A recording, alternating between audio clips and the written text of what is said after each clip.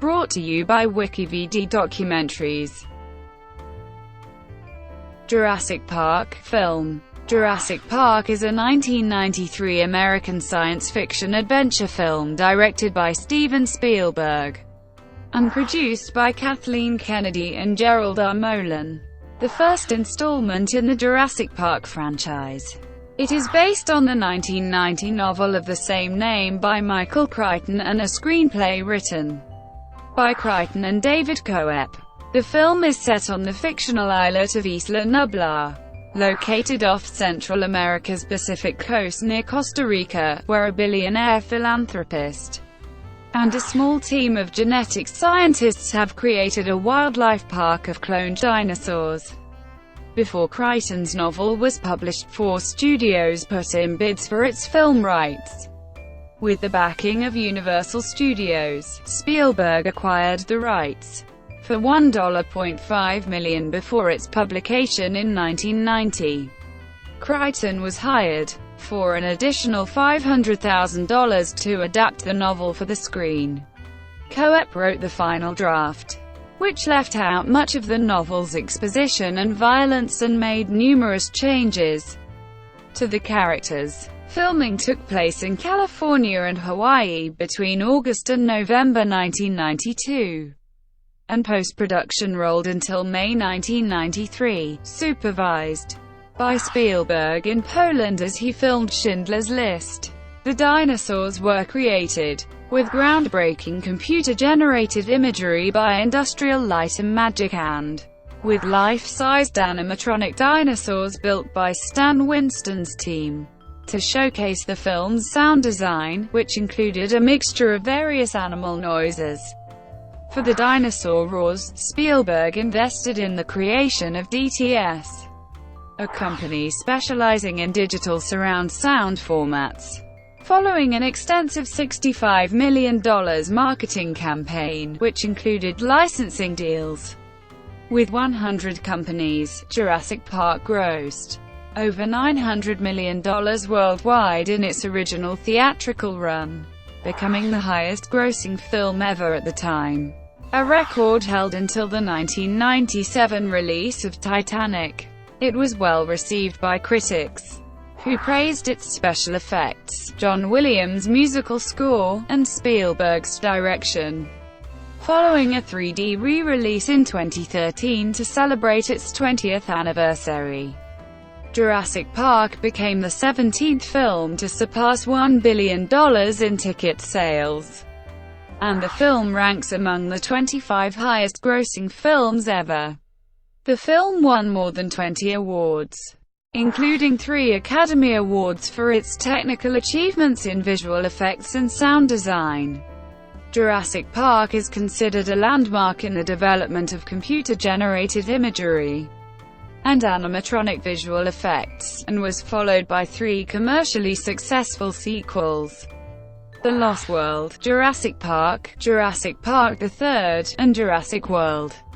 A 5th installment is scheduled for a 2018 release. Plot. Industrialist John Hammond and his bioengineering company, InGen, have created a theme park called Jurassic Park on Isla Nublar, a Costa Rican island, populated with cloned dinosaurs. After one of the dinosaur handlers is killed by a velociraptor, the park's investors, represented by lawyer Donald Gennaro, say that experts must visit the park and certify it as safe. Gennaro invites mathematician and chaos theorist Ian Malcolm, while Hammond invites paleontologist Dr. Alan Grant and paleobotanist Dr. Ellie Sattler. Upon arrival, the group is stunned to see a live Brachiosaurus at the park's visitor center.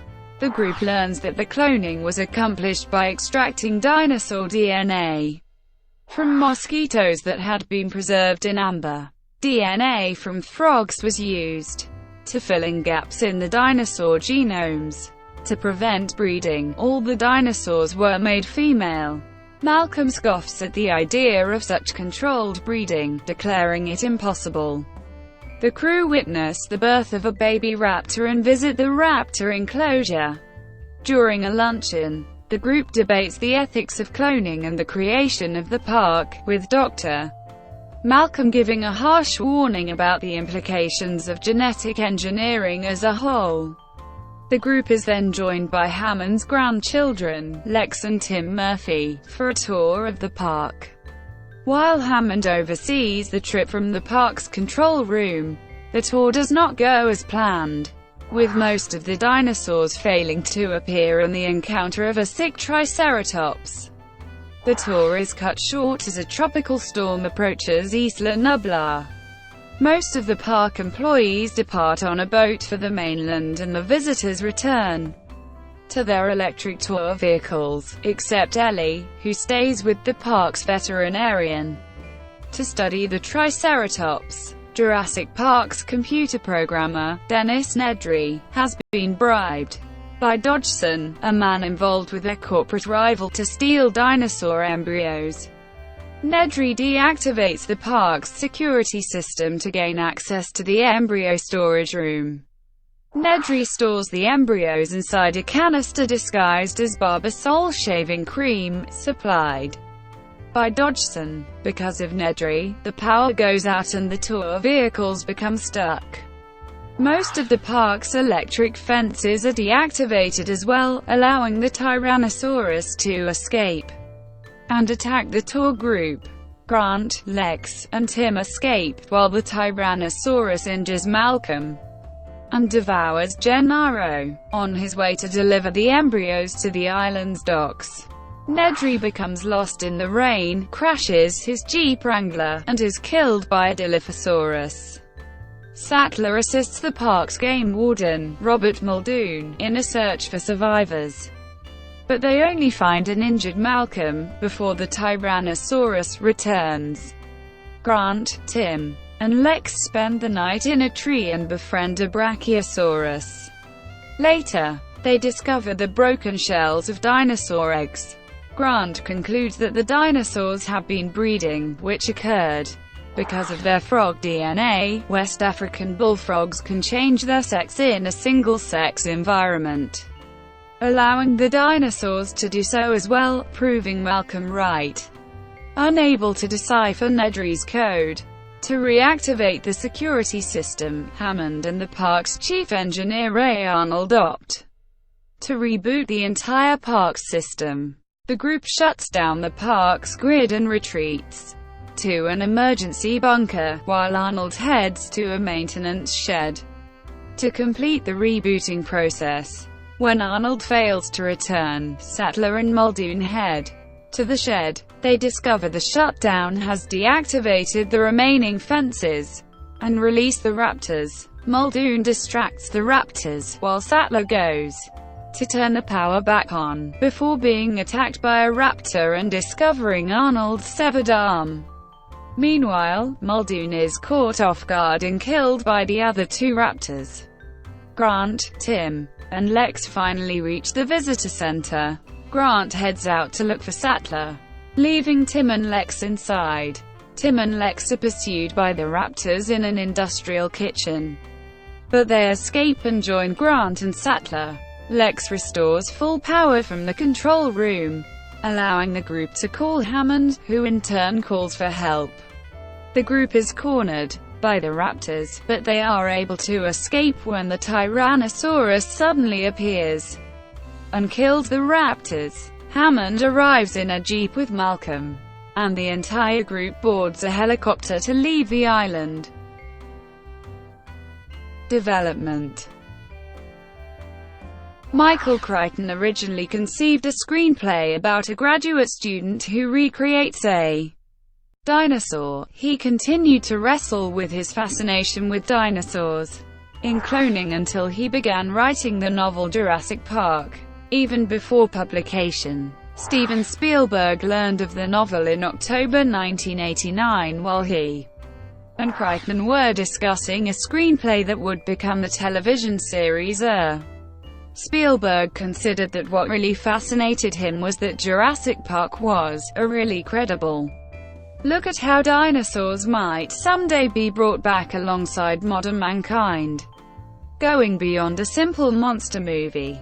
Before the book was published, Crichton demanded a non-negotiable fee of $1.5 million as well as a substantial percentage of the gross. Warner Brothers and Tim Burton, Columbia Pictures and Richard Donner, and 20th Century Fox and Joe Dante bid for the rights, but Universal Studios eventually acquired them in May 1990. For Spielberg, after completing Hook, Spielberg wanted to film Schindler's List. Music Corporation of America president Sid Sheinberg gave a green light to the film on the condition that Spielberg made Jurassic Park first. The director later declared that by choosing a creature-driven thriller, I was really just trying to make a good sequel to Jaws, on land. To create the dinosaurs, Spielberg at first thought of hiring Bob Gurr, who designed a giant mechanical King Kong for Universal Studios' Hollywood's King Kong Encounter. Upon considering that the life-sized dinosaurs would be too expensive and not all convincing, Spielberg instead sought the best effects supervisors in Hollywood. Brought in were Stan Winston to create the animatronic dinosaurs, Phil Tippett to create go-motion dinosaurs.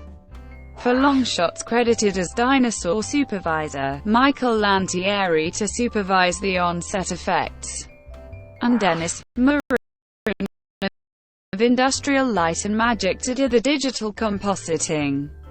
Paleontologist Jack Horner supervised the designs, to help fulfill Spielberg's desire to portray the dinosaurs as animals rather than monsters.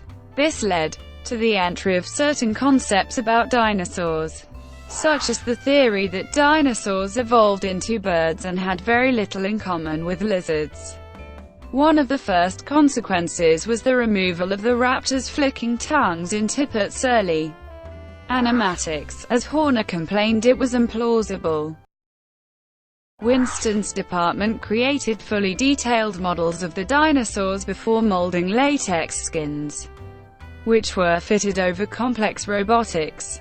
Tippett created stop-motion animatics of both the raptors in the kitchen and the Tyrannosaurus attacking the car. But despite Go-Motion's attempts at motion blurs, Spielberg still found the end results unsatisfactory in terms of working in a live-action feature film. Marin declared to Spielberg that he thought the dinosaurs could be built through computer-generated imagery, and the director asked him to prove it. ILM animators Mark Dippé and Steve Williams developed a computer-generated walk cycle for the T-Rex skeleton, and were approved to do more. When Spielberg and Tippett saw an animatic of the T-Rex chasing a herd of Gallimimus, Spielberg said, "You're out of a job," to which Tippett replied, "Don't you mean extinct?" Spielberg later wrote both the animatic and his dialogue between him and Tippett into the script, as a conversation between Malcolm and Grant. Although no Go-Motion was used, Tippett and his animators were still used by the production to supervise dinosaur movement. Tippett acted as a consultant regarding dinosaur anatomy, and his stop-motion animators were retrained as computer animators.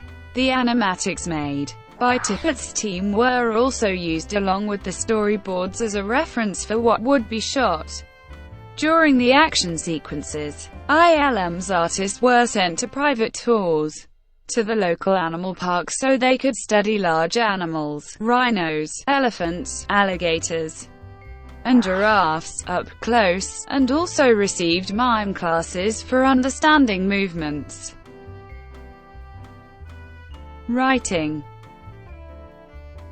Universal paid Crichton a further $500,000 to adapt his own novel, which he had finished by the time Spielberg was filming Hook. Crichton noted that, because the book was fairly long, his script only had about 10 to 20% of the novel's content. Scenes were dropped for budgetary and practical reasons. and despite the gory descriptions, the violence was toned down. Malia Scotch-Mama began a script rewrite in October 1991 over a 5-month period, merging Ian Malcolm with Alan Grant, as Spielberg wanted another writer to rework the script. Universal president Casey Silver recommended him David Coep, co-writer of Death Becomes Her.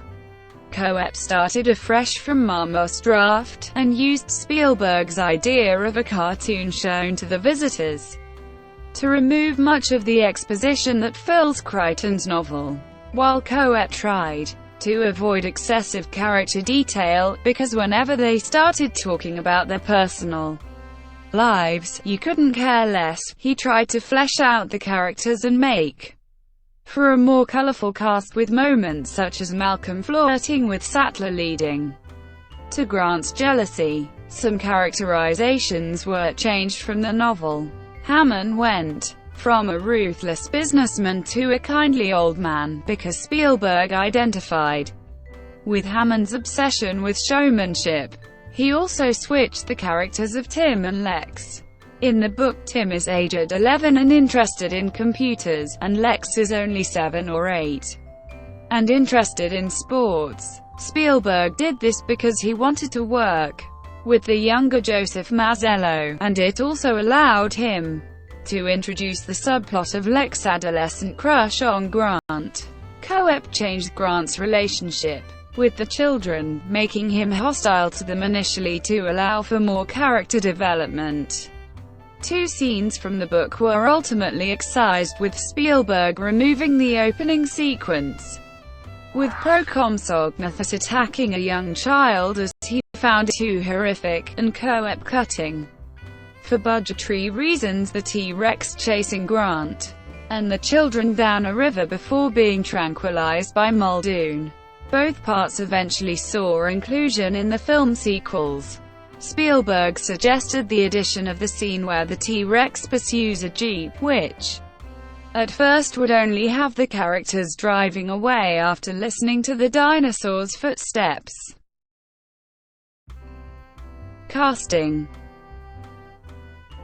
William Hurt was initially offered the role of Alan Grant, but turned it down without reading the script. Harrison Ford was also offered the role of Grant. Sam Neill was ultimately cast as Grant 3 or 4 weeks before filming began.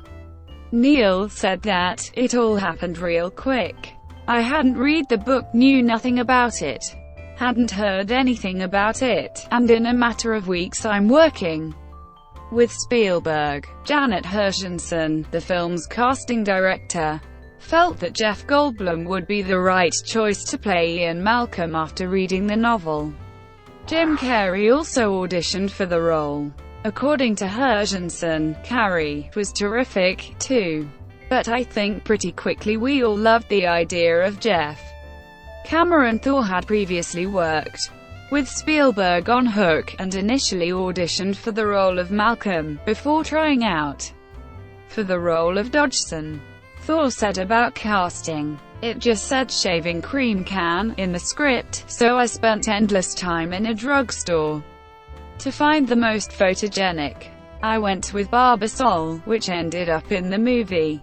I was so broke that I took the can home after the audition to use it." Laura Dern was Spielberg's first choice for the role of Ellie Sattler.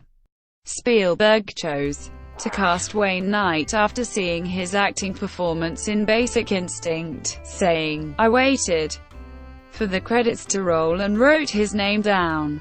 Ariana Richards said, "I was called into a casting office, and they just wanted me to scream. I heard later on that Steven had watched a few girls on tape that day, and I was the only one who ended up waking his sleeping wife off the couch, and she came running through the hallway to see if the kids were all right." Joseph Mazzello had initially screen tested for a role in Hook, but was deemed too young. Spielberg promised Mazzello that they would work together on a future film. Robin Wright turned down a role in the film. Christina Ricci auditioned for a role, but did not receive it. Filming. After 25 months of pre-production, filming began on August 24, 1992, on the Hawaiian island of Kauai. While Costa Rica was considered as a location given it is the story's setting, Spielberg's concerns on infrastructure and accessibility made him choose a place where he had already worked before. The 3-week shoot involved various daytime exteriors for Isla Nublar's forests. On September 11, Hurricane Iniki passed directly over Kauai, which caused the crew to lose a day of shooting. Several of the storm scenes from the movie are actual footage shot during the hurricane.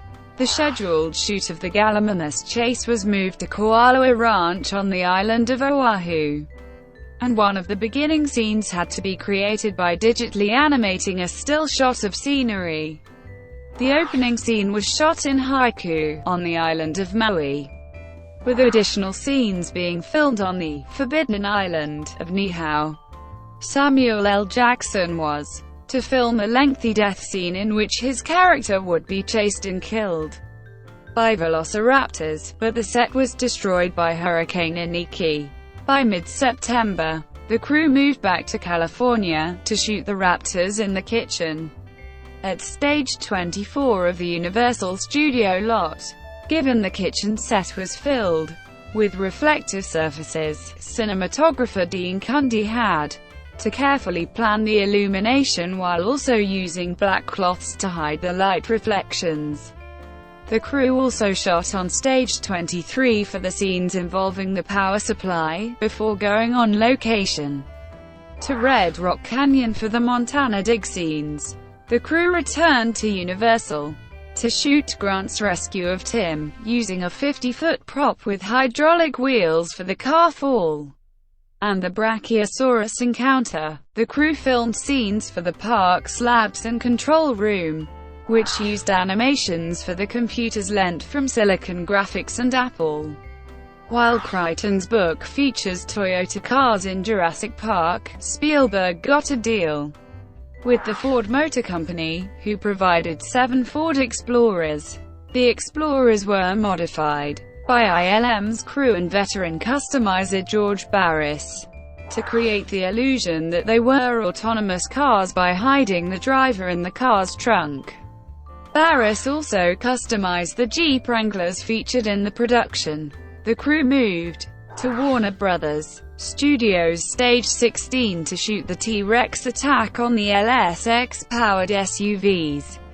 Shooting proved frustrating because of water soaking the foam rubber skin of the animatronic dinosaur, which caused the animatronic T-Rex to shake and quiver from the extra weight.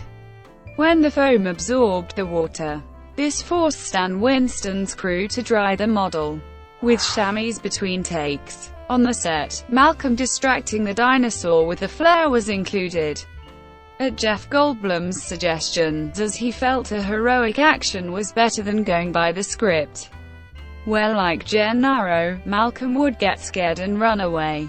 The ripples in the glass of water caused by the T-Rex's footsteps were inspired by Spielberg listening to Earth, Wind and Fire in his car, and the vibrations the bass rhythm caused. Lantieri was unsure of how to create the shot until the night before filming, when he put a glass of water on a guitar he was playing, which achieved the concentric circles in the water Spielberg wanted.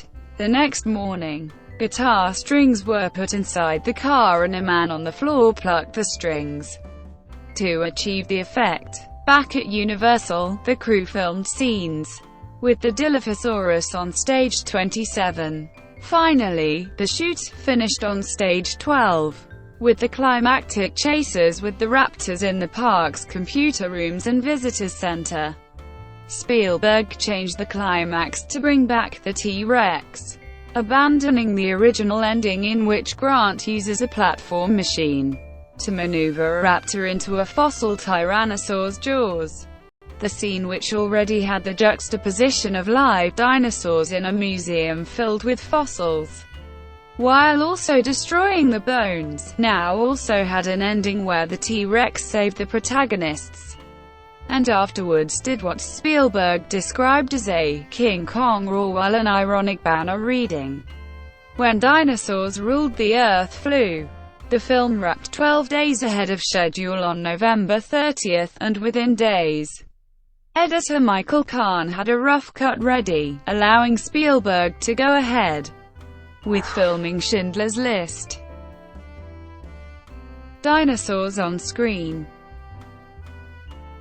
Despite the title of the film referencing the Jurassic period, Brachiosaurus and Dilophosaurus are the only dinosaurs featured that actually lived during that time. The other species featured did not exist until the Cretaceous period. This is acknowledged in the film during a scene where Dr. Grant describes the ferocity of the velociraptor to a young boy, saying, "Try to imagine yourself in the Cretaceous period." Post-production. Special effects were continued on the film, with Tippett's unit adjusting to new technology. With dinosaur input devices, models which fed information into the computers to allow themselves to animate the characters like stop-motion puppets. In addition, they acted out scenes with the raptors and Gallimimus, as well as the computer-generated dinosaurs. ILM also created elements such as water splashing and digital face replacement for Ariana Richards' stunt double. Compositing the dinosaurs onto the live-action scenes took around an hour.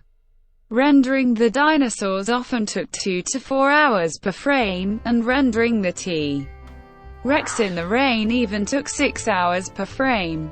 Spielberg monitored their progress from Poland during the filming of Schindler's List, having teleconferences 4 times a week with ILM's crew. The director described working simultaneously in 2 vastly different productions as a bipolar experience, where he used every ounce of intuition on Schindler's List and every ounce of craft in Jurassic Park, along with the digital effects. Spielberg wanted the film to be the first with digital sound. He funded the creation of DTS, which would allow audiences to really hear the movie the way it was intended to be heard. The sound effects crew, supervised by George Lucas, were finished by the end of April. Sound designer Gary Rydstrom considered it a fun process, given the film had all kinds of noise, animal sounds, rain, gunshots, car crashes, and, at times, no music. During the process, Spielberg would take the weekends to fly from Poland to Paris, where he would meet Rydstrom to see the sound progress. Jurassic Park was finally completed on May 28, 1993. Music. Composer John Williams began scoring the film at the end of February, and it was recorded a month later. John Neufeld and Alexander Courage provided the score's orchestrations. Similar to another Spielberg film he scored, Close Encounters of the Third Kind, Williams felt he needed to write pieces that would convey a sense of awe and fascination, given it dealt with the overwhelming happiness and excitement that would emerge from seeing live dinosaurs. In turn, more suspenseful scenes such as the Tyrannosaurus attack earned frightening themes. The first soundtrack album was released on May 25, 1993. For the 20th anniversary of the release of the film, a new soundtrack was issued for digital download on April 9, 2013, including 4 bonus tracks personally selected by Williams. Release. Universal took the lengthy pre-production to carefully plan the Jurassic Park marketing campaign, which cost $65 million and had deals with 100 companies to market 1,000 products.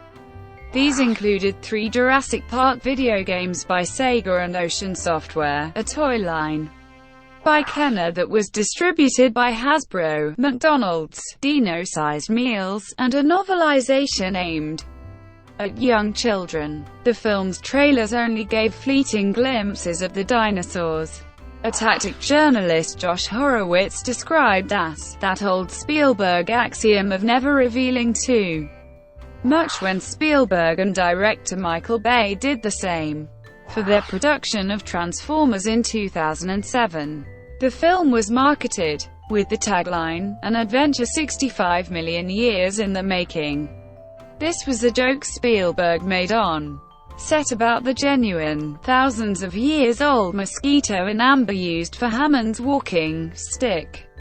The film premiered at the Uptown Theater on June 9, 1993, in Washington, D.C., in support of two children's charities.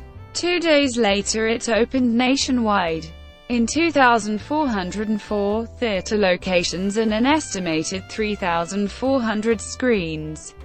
Internationally it was equally wide, at 3,400 prints. Following the film's release, a traveling exhibition called The Dinosaurs of Jurassic Park began, showcasing dinosaur skeletons and film props. Jurassic Park was broadcast on television for the first time on May 7, 1995, following the April 26 airing of The Making of Jurassic Park. Some 68.12 million people tuned in to watch, garnering NBC a 36% share of all available viewers that night. Jurassic Park was the highest-rated theatrical film broadcast on television by any network since the April 1987 airing of Trading Places. In June to July 1995, the film was aired a number of times on the TNT network. Theatrical re-releases. In anticipation of the Blu-ray release, Jurassic Park had a digital print released in UK cinemas on September 23, 2011. It wound up grossing £245,422 from 276 theatres, finishing at 11th on the weekend box office. 2 years later, on the 20th anniversary of Jurassic Park, a 3D version of the film was released in cinemas. Spielberg declared that he had produced the film with a sort of subconscious 3D, as scenes feature animals walking toward the cameras, and some effects of foreground and background overlay. In 2011, he stated in an interview that Jurassic Park was the only of his works he had considered for a conversion, and once he saw the 3D version of Titanic in 2012. He liked the new look of the film so much that he hired the same retrofitting company, Stereo D.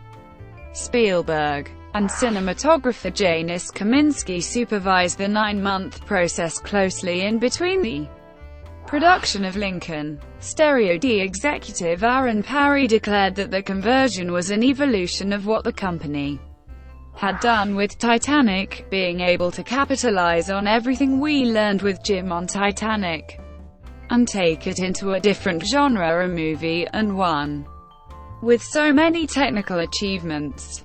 The studio had the help of ILM, which contributed some elements and updated effects shots for a better visual enhancement. It opened on the United States and 7 other territories on April 5, 2013. With other countries receiving the re-release in the following 6 months. Thank you for watching. Brought to you by WikiVidi Documentaries. Please like and subscribe below.